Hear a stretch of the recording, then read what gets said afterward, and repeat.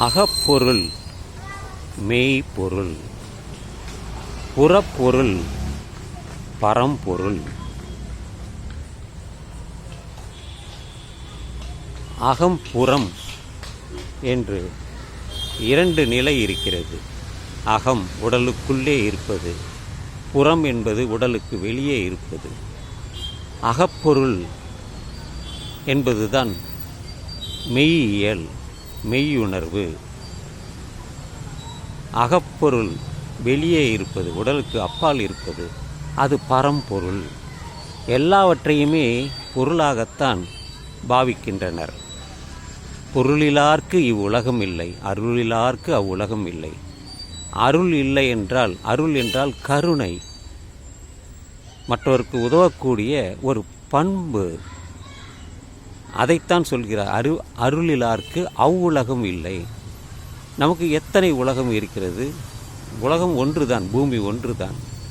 மனிதர்கள் வாழக்கூடிய பூமி தான் இந்த உலகம். அதற்கு அப்பால் எத்தனையோ கிரகங்கள் இருக்கிறது, ஆனால் உயிரினங்கள் இல்லை. அதனால்தான் அகப்பொருள் புறம்பொருள், அகப்பொருள் புறப்பொருள் பரம்பொருள். பொருளிலால் ஆனதுதான். எல்லா பொருளுமே அணுக்களால் ஆனதுதான். அணுக்கள் இல்லை என்றால் எதுவுமே இல்லை. நீங்கள் எதை எடுத்தால், மரத்தை எடுத்தால் அதில் அணுக்கள் இருக்கிறது. இதோ இந்த இலையை எடுத்துக்கொண்டால் அதில் அணுக்கள் இருக்கிறது. இதோ இந்த இரும்பை எடுத்துக்கொண்டால் இது இரும்பு அணுக்களால் ஆனது தான்.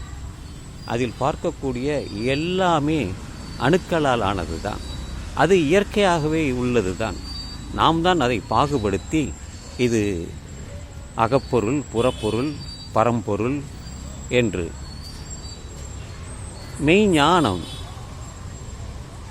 தனக்குள்ளே இருக்கக்கூடிய ஞானம்தான் மெய்ஞானம். தன்னையே அறிந்து கொள்வதுதான் அது. அந்த மெய்ஞானம் உள்ளவர்கள் பலர் இருக்கிறார்கள். கௌதம புத்தர் போன்றவர்கள், மகாவீரர் போன்றவர்கள், இன்னும் எத்தனையோ பேர் அடுக்கிக் கொண்டே போகலாம். இவர்களெல்லாம் காலத்தில் முன்னோர்கள், 2000 வருடங்களுக்கு முன்னே வாழ்ந்தவர்கள்.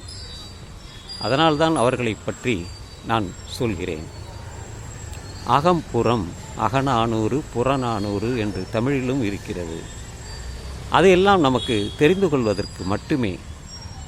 அகத்திலே என்ன இருக்கிறது, புறத்திலே என்ன இருக்கிறது, புறப்பொருள் என்ன, அகப்பொருள் என்ன என்று நாம் தெரிந்து கொண்டால் நமக்கு அந்த மெய்ஞானம் நம்மிடமே, அந்த மெய் உணர்வு உள்ளொளி கிடைத்துவிடும் என்று சொல்லி இந்த பதிவை நான் நிறைவு செய்கிறேன்.